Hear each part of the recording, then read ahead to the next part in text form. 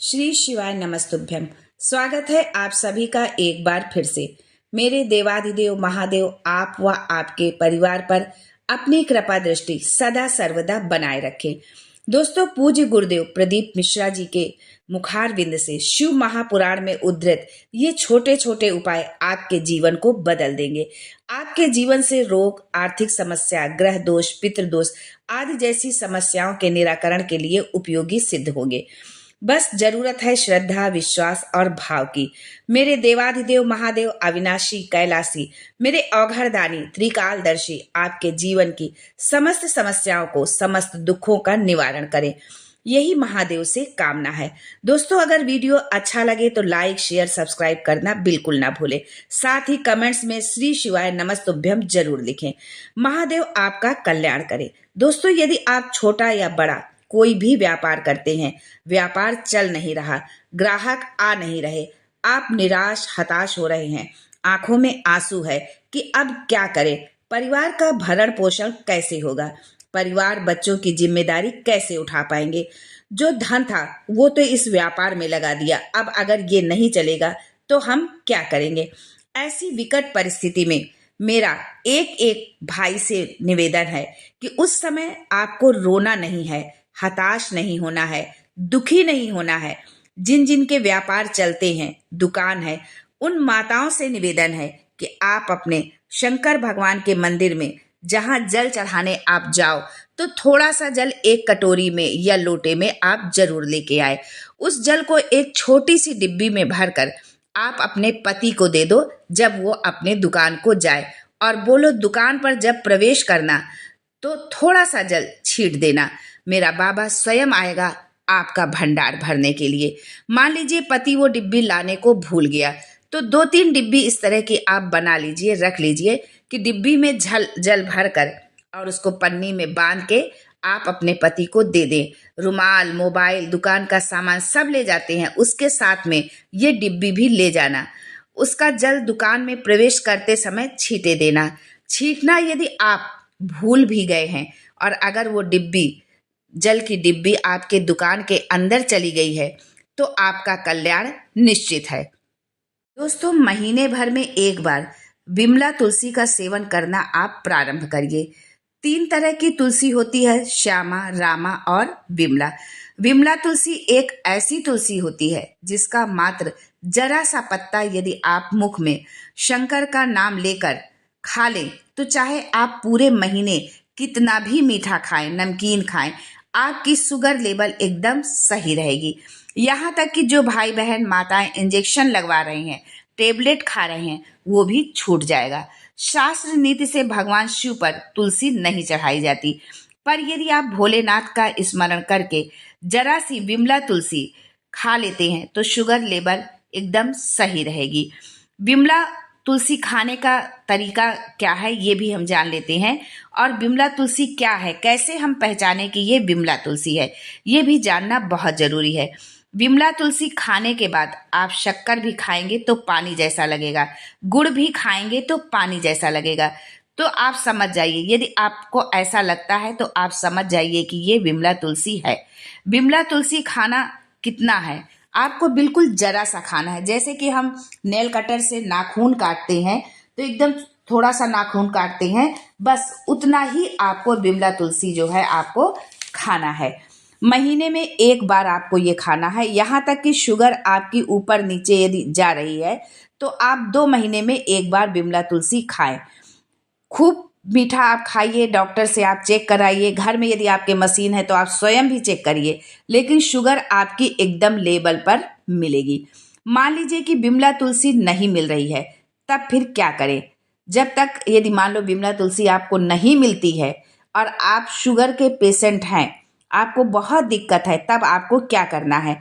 शिवरात्रि के दिन सांबर फली की जो पत्तियां होती हैं उसके 31 झूमर शंकर भगवान को समर्पित कर दे।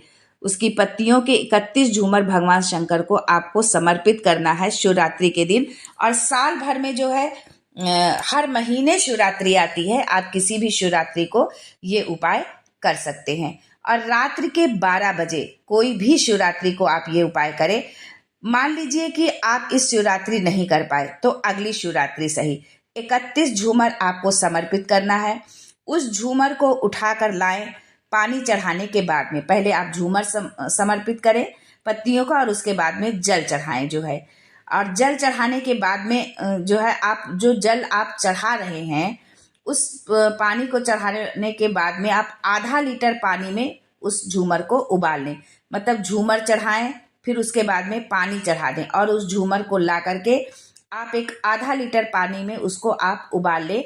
और जब वो आधा बचे, यानी कि जब वो 250 ग्राम पानी बचे, तो ठंडा उसको कर लें अच्छे से। ठंडा करके कपड़े से छान लें कि उसमें पत्तियां वगैरह ना बची हो। छान कर एक पात्र में आप लेकर के रख लें।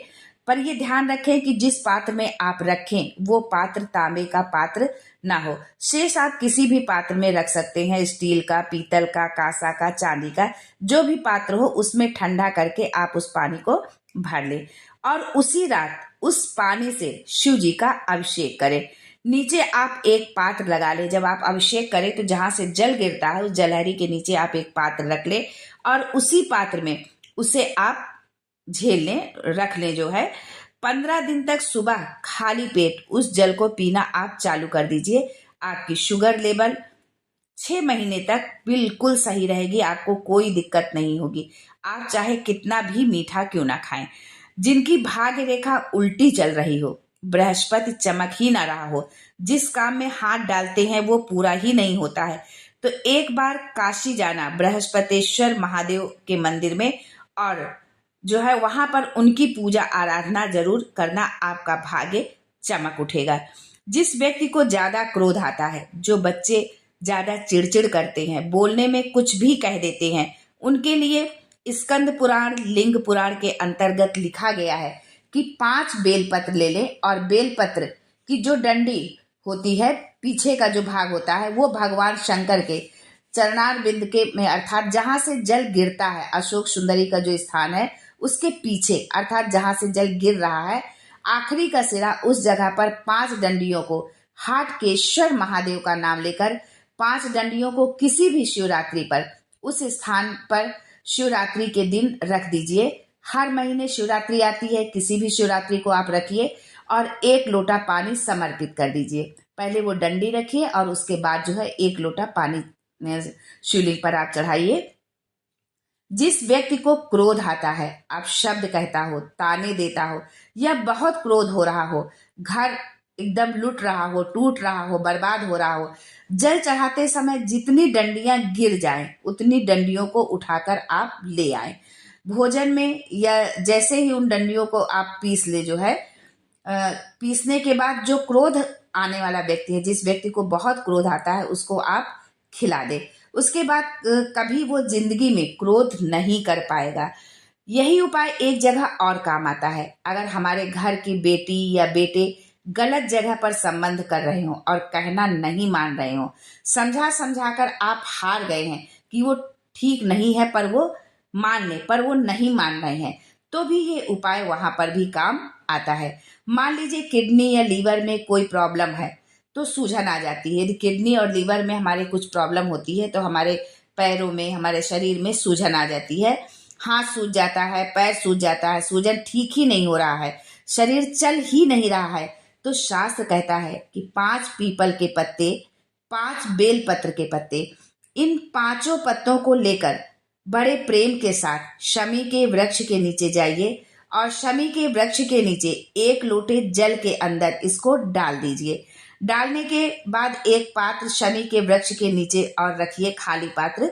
उस पात्र में श्री शिवाय नमस्तुभ्यम शिव महापुराण का मूल मंत्र बोलकर अवधूतेश्वर महादेव का आप स्मरण करें। अवधूतेश्वर महादेव का नाम लेकर उस जल को धीरे धीरे आप चढ़ाइए। पर शास्त्र कहता है कि पीपल का पत्ता, बेलपत्र का पत्ता जो आपने डाला है, उसे पानी में कम से कम 20 मिनट तक गला होना चाहिए, डला हुआ होना चाहिए। उसके बाद उसको आप समर्पित करें। कोई मूर्ति नहीं रखना है, कोई स्वरूप नहीं बनाना है, बस पात्र में आपको जल डालना है और उस जल को उसी शमी पेड़ के नीचे पीकर आप आ जाइए। लगभग 2.5 घंटे के अंदर जितनी भी सूजन होगी वो सारी सूजन आपकी समाप्त हो जाएगी। आज के लिए बस इतना ही। दोस्तों, मिलते हैं शिव महापुराण शास्त्र सम्मत उपायों के साथ एक बार फिर से। तब तक के लिए good bye and thanks for watching my video.